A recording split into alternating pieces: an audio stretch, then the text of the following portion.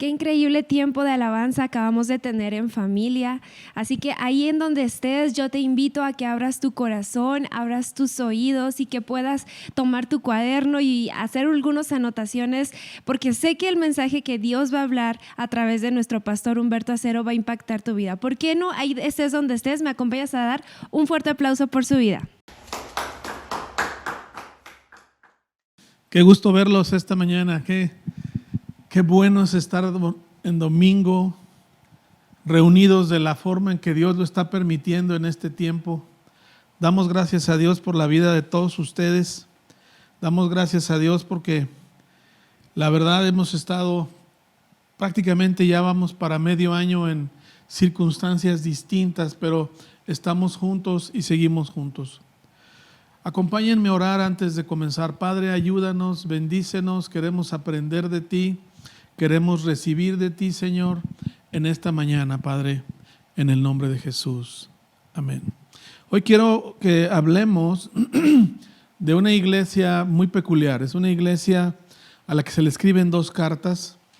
Es a los creyentes de la iglesia de Tesalónica.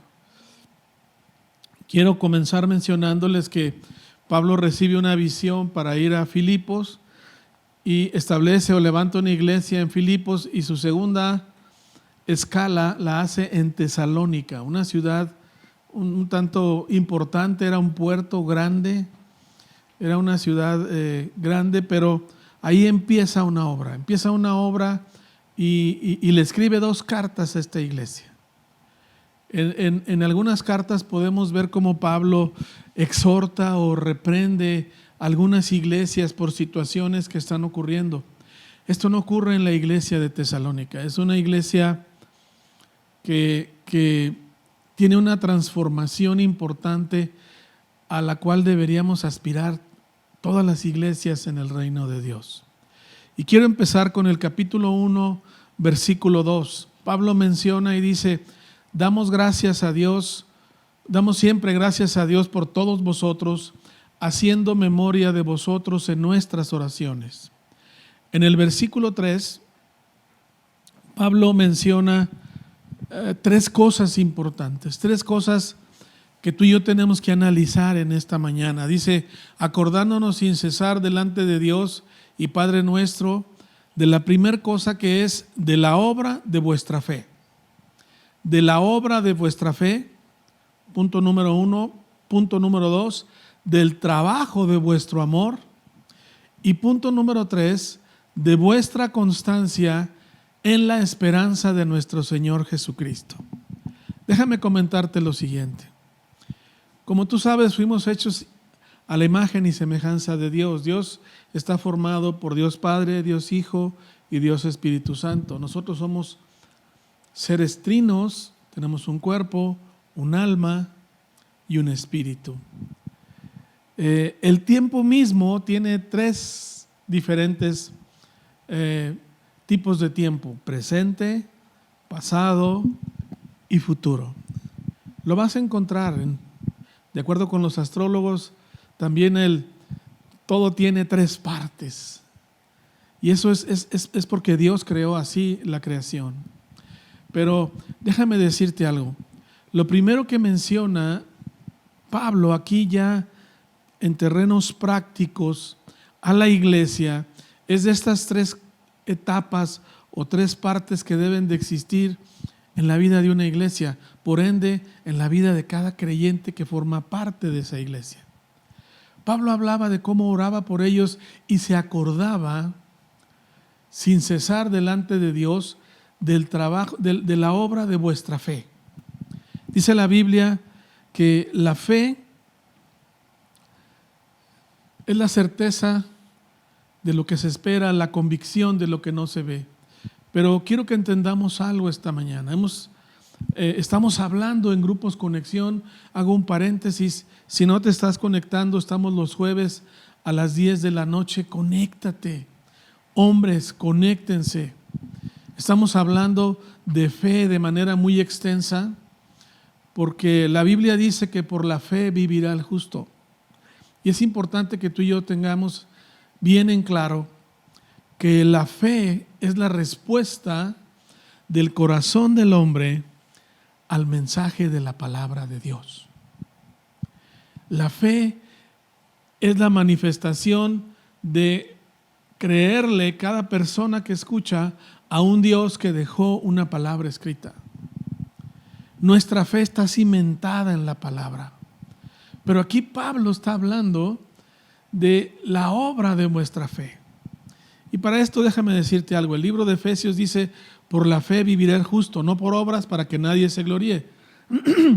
Pero también el libro de Santiago, en el capítulo 2, dice, muéstrame tus obras y veré cuál es tu fe. Aparentemente se contraponen, pero en realidad están diciendo lo mismo, pero de diferente manera. En Efesios nos dice, tú no eres salvo por obra, la salvación es un regalo que Dios nos da. Tú y yo no podemos hacer nada por salvarnos directamente. Por nuestra propia fuerza, por nuestro propio esfuerzo, tú y yo no podemos ser falsos. Ese es un regalo que Dios nos da a través del sacrificio de Jesús. Tú y yo lo que tenemos que hacer es creer en lo que Dios nos dice. Pero el creer, amado, implica que tu vida cambia.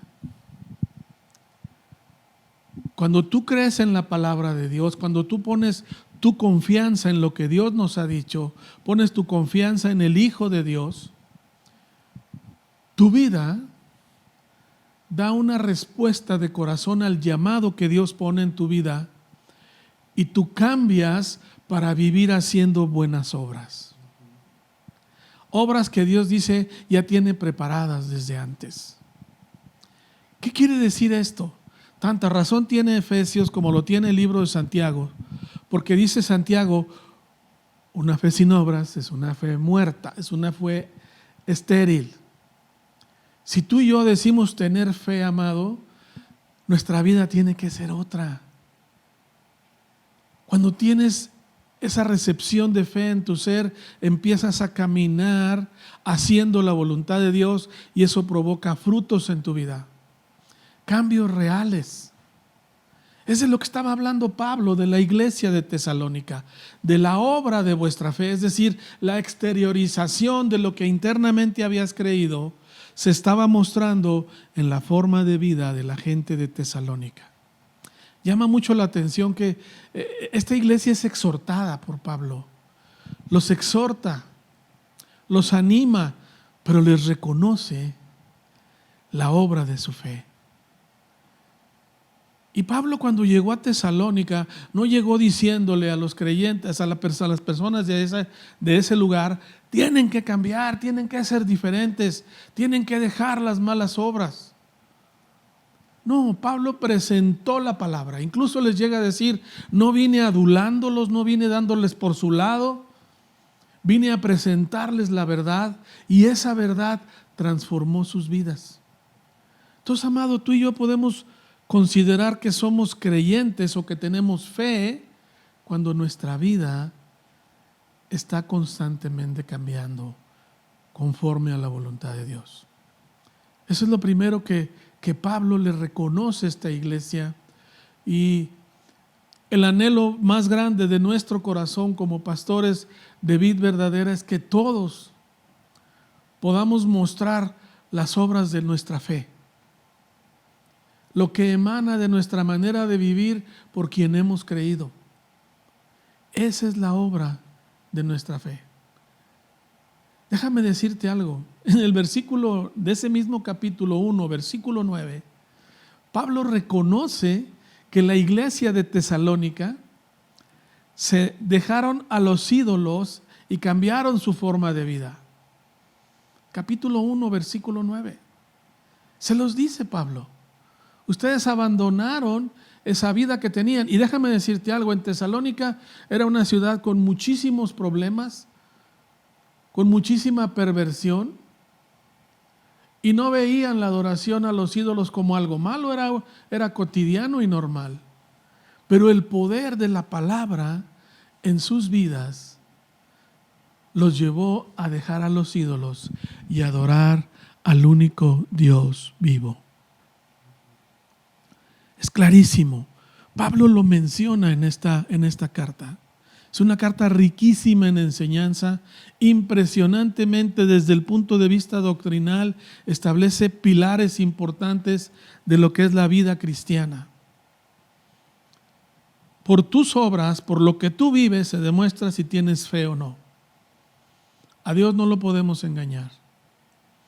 Dios conoce nuestros corazones. Y la gente de Tesalónica era gente genuina. Vuelvo a repetir, llama la atención que Pablo no los amonesta por algún problema de pecado. Los exhorta a vivir en santidad. Los exhorta a crecer en el conocimiento de la palabra. En la segunda epístola los exhorta a aguantar la presión durísima y persecución que había en contra de ellos. Y esa persecución tenía un origen, era el cambio en sus vidas. La segunda parte que quiero que analicemos de la iglesia de Tesalónica es del trabajo de vuestro amor. La primera parte fue las obras de la fe o el trabajo de la fe.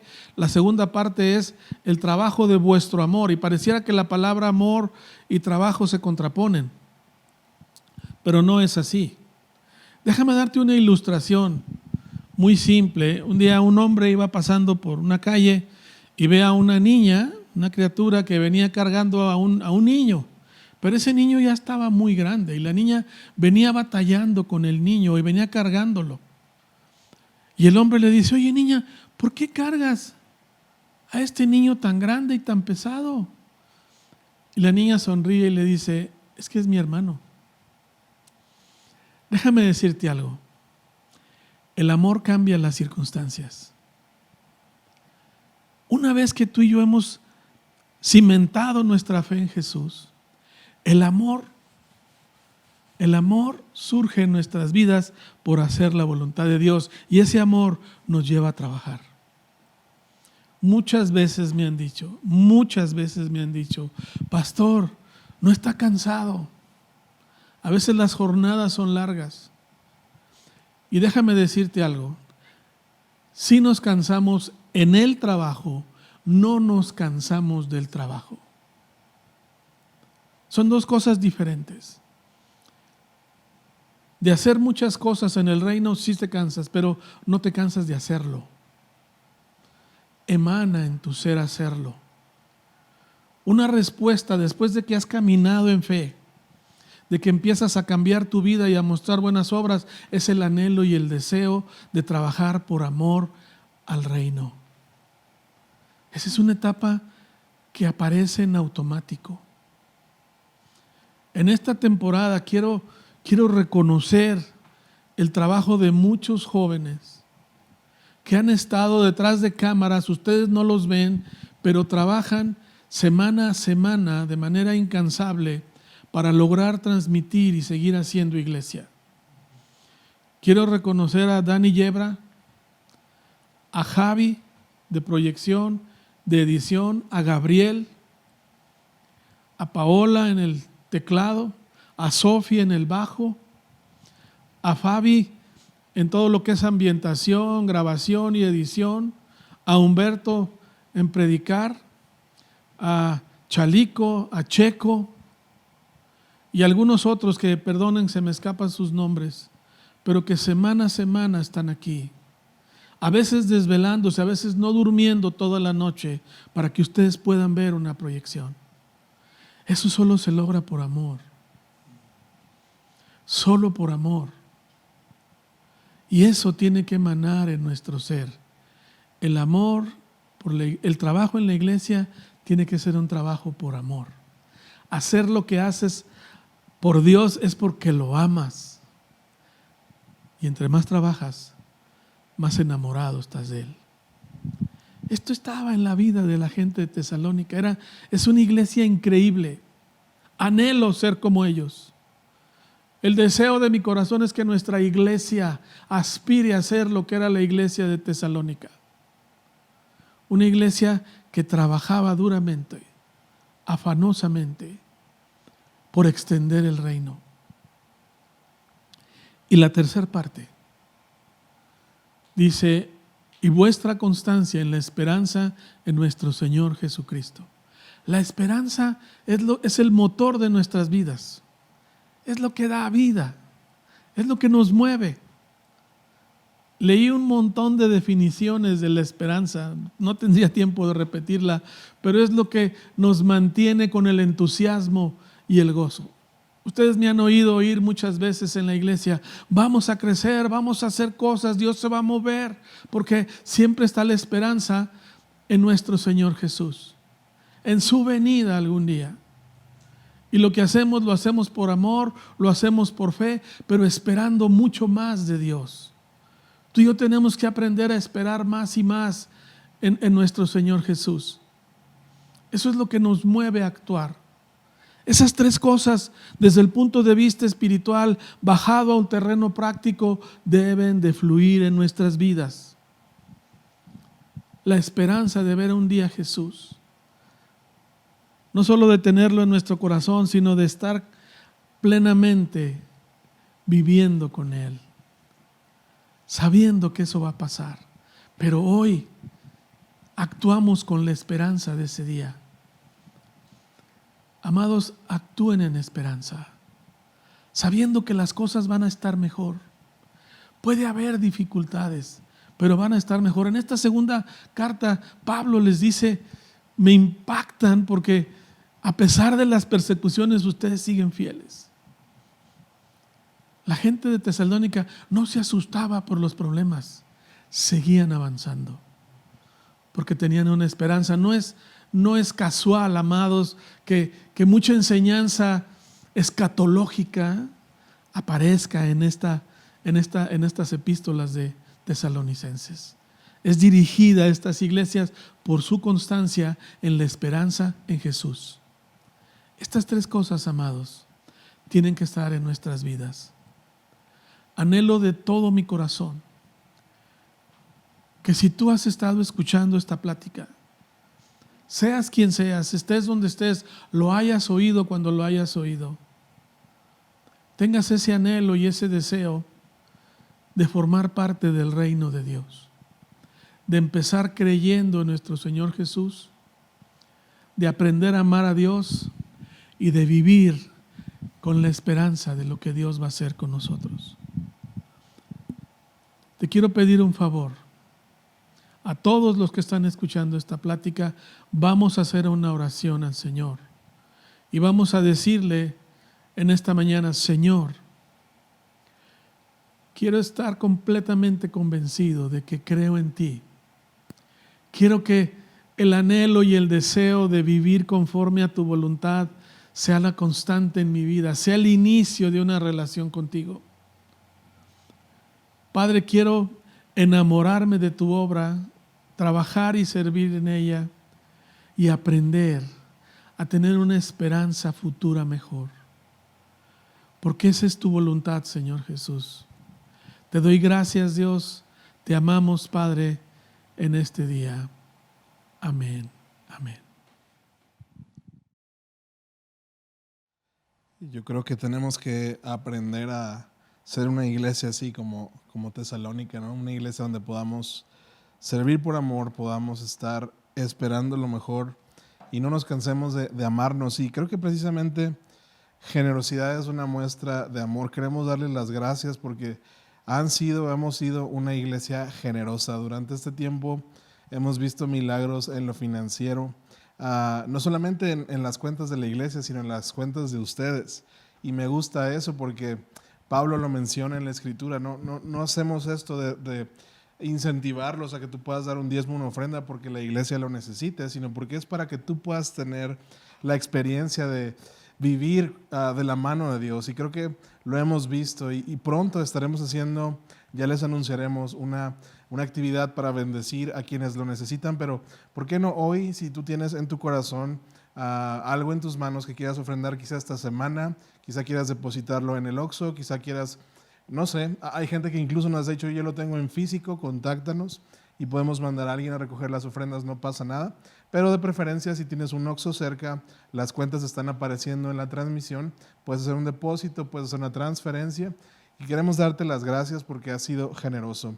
¿Por qué no juntos oramos porque Dios bendiga nuestras finanzas y podamos tener vidas generosas. Padre, gracias porque tú has sido bueno, has sido generoso. Señor, gracias porque no es que la iglesia necesite el dinero, sino que necesitamos entregarte nuestra confianza a ti. Hoy te damos gracias porque tú vas a seguir supliendo, Señor, cada casa. Te pedimos por aquellos que han perdido sus trabajos, que tú abras las ventanas de los cielos y que multipliques, Señor, lo que hay en casa. Te pedimos que traigas una provisión extraordinaria, una provisión que pueda alcanzar para bendecir a muchos otros, Dios. Te pedimos por aquellos que están desanimados por su trabajo, que hoy los levantes y podamos volver a poner nuestros ojos en ti. Te damos gracias en el nombre de Jesús. Amén. Y bueno, sigue compartiendo los links, sigue interactuando en la página. Hay muchos mensajes, si no los has visto, dale scroll, visita la página. Nos vemos aquí. Hasta luego.